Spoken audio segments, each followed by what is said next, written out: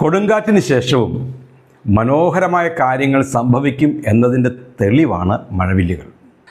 നാം അധിവസിക്കുന്ന ഈ ഭൂമി വൈവിധ്യങ്ങളായ നിറങ്ങളാൽ ചാലിച്ചെഴുതിയ വലിയൊരു മഹാകാവ്യമാണ്.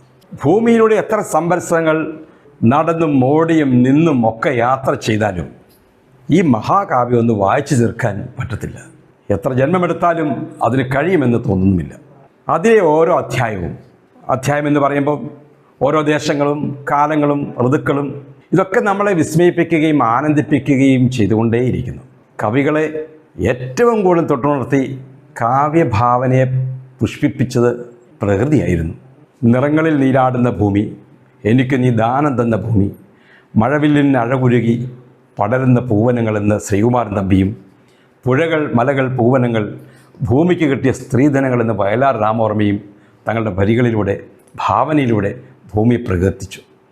ഈ ഭൂമിയിൽ ജനിച്ച് ജീവിക്കുന്ന ഓരോ മനുഷ്യജീവനും ജീവിതത്തെക്കുറിച്ചുള്ള അവൻ്റെ സ്വപ്നങ്ങളിൽ നിറമേഴും ചാലിച്ചെഴുതുന്നത് ഈ ഭൂമിയിലെ വർണ്ണപ്പരപ്പുകളാൽ തന്നെയല്ലേ.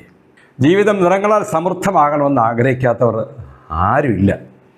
എന്നാൽ മനുഷ്യ ജീവിതത്തിൽ എന്നും വസന്തം ഉണ്ടാവണമെന്നും നിലനിൽക്കണമെന്നും പ്രതീക്ഷിക്കാനും സ്വപ്നം കാണാനും അല്ലേ നമുക്കൊക്കെ സാധിക്കുകയുള്ളൂ.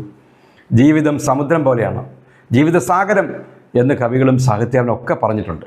അല്ലെങ്കിൽ മണൽക്കാറ്റടിക്കുന്ന മരുഭൂമി പോലെയാണ് ജീവിതം. കടലിനെ സംബന്ധിച്ചാൽ കടൽ ചിലപ്പോൾ ശാന്തമാകും, അല്പനേരം കഴിഞ്ഞാൽ കൊടുങ്കാറ്റടിച്ച് പ്രക്ഷുബ്ധമാകും.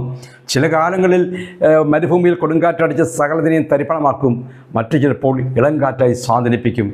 ഇങ്ങനെ ഓരോ മനുഷ്യൻ്റെയും ജീവിതത്തിലും ഋതുഭേദങ്ങൾ മാറി മറിയാറുണ്ട്. എന്നാൽ ഏത് പ്രതിസന്ധികളിലും മനസ്സിൻ്റെ ഉള്ളറകളിൽ പ്രതീക്ഷയുടെ പ്രത്യാശയുടെ മഴവില്ല് വിരിയാറുമുണ്ട്. പ്രകൃതിയിൽ ആഞ്ഞടിക്കുന്ന കൊടുങ്കാറ്റിന് ശേഷം ചക്രവാളത്തിൽ വിരിയുന്ന മഴവില്ല് കാണാറില്ലേ? അതൊരു ശുഭസൂചനയാണ്. ജീവിതത്തിൽ ഇനിയും നല്ല കാര്യങ്ങൾ സംഭവിക്കാൻ പോകുന്നു എന്നതിൻ്റെ ശുഭസൂചനയെ നമുക്ക് കരുതാം. ആ മഴവില്ല് നമ്മുടെ മനസ്സിൽ അങ്ങനെ തന്നെ തെളിഞ്ഞു നിൽക്കാൻ പ്രാർത്ഥിക്കാം. നിറങ്ങളിൽ നീരാടി നിൽക്കുന്ന ഭൂമിയെപ്പോലെ നമുക്ക് നമ്മുടെ ജീവിതവും നിറങ്ങളാൽ സന്തോഷത്താൽ എന്നും സമർത്ഥമായി നിറഞ്ഞു നിൽക്കട്ടെ. ശുഭദിനം.